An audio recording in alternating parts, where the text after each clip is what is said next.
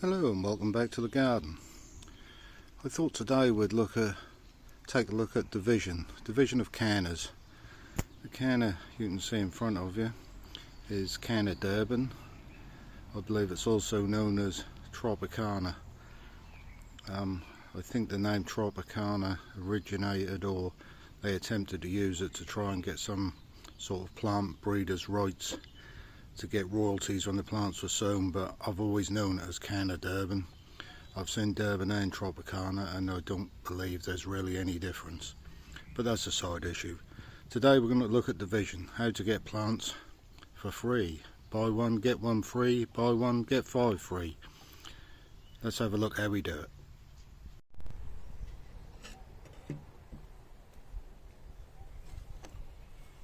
So what we do, take the pot. First you want to remove the plant from the pot. It's been in a while, so where's that? If we look at that, you can see the roots are right round the bottom, just right to be divided. Keep the label for a moment. This hair is just last year's growth. Take that off, we don't need that now. This is the way I do it. No strong healthy shoot, as you can see that. No strong healthy shoot.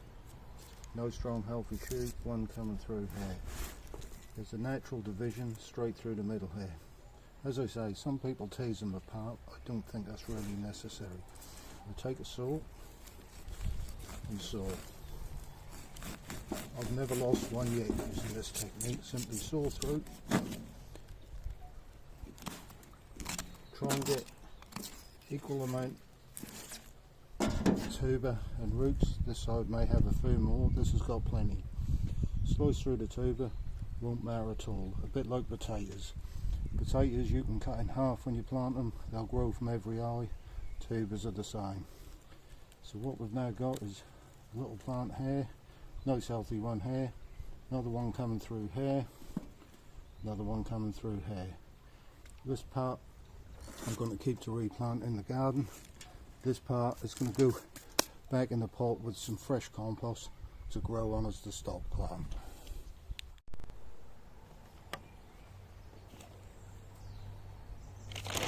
Now we're going to pop the crop back in the bottom of the pot.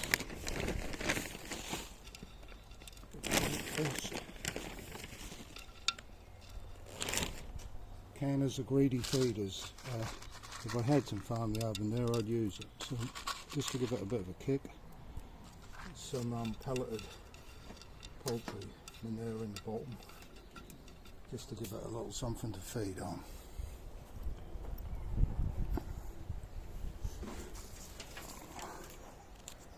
So now replace, just loosen some of the bottom soil. We won't harm the roots down there. Loosen some off the bottom, so the roots got somewhere to go. Pop it back in at about the right height. It might look rough, but it'll do it no harm at all. This time we're going to get it in the middle of the pot. That way it can grow both ways again rather than be on one side.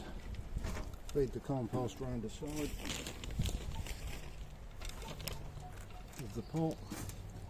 Gently firm it in. Give it a little wiggle. So that's one canna. Just a little more poultry manure around the top, because they'll appreciate that in the coming months. That'll give it a nice kickstart to get it going. So what we have is one canna in a pot to grow on as a stock plant, and one very nice division to plant into the ground in the garden. I'm going to plant that fairly deeply, so I'll probably put it down at least this deep into the soil. That way the rhizome is protected in the winter. Give it a mulch in the winter as well, and hopefully, being one of the hardier cannas, it should get through the winter okay.